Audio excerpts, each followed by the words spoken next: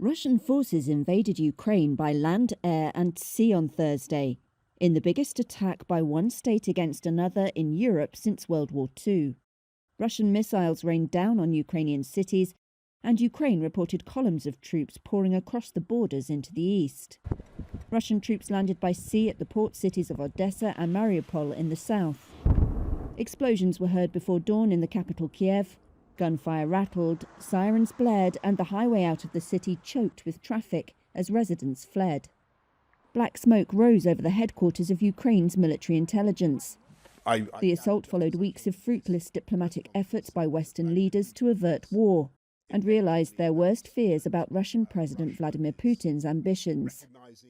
US President Joe Biden said he would meet the leaders of the G7 to map out more severe measures against Russia, holding it responsible for, quote, the death and destruction this attack will bring.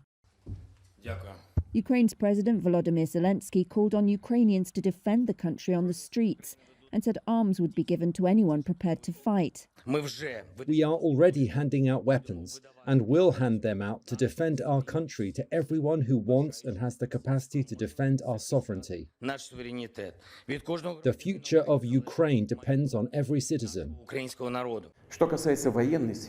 Putin framed the invasion as an act of defense to protect people, including Russian citizens, subjected to genocide in Ukraine. An accusation the West calls absurd propaganda and Ukraine dismisses, saying Putin was looking for an artificial pretext to attack it. Russia has been demanding an end to NATO's eastward expansion.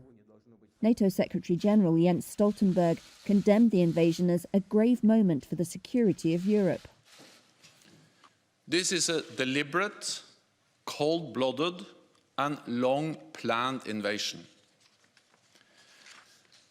Despite its litany of lies, denials and disinformation, the Kremlin's intentions are clear for the world to see.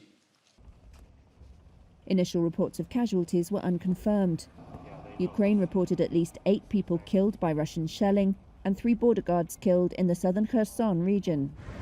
Ukraine's military said it had destroyed 4 Russian tanks, killed scores of troops near a town in Luhansk region, and downed 6 Russian warplanes in the east, all of which Russia denied.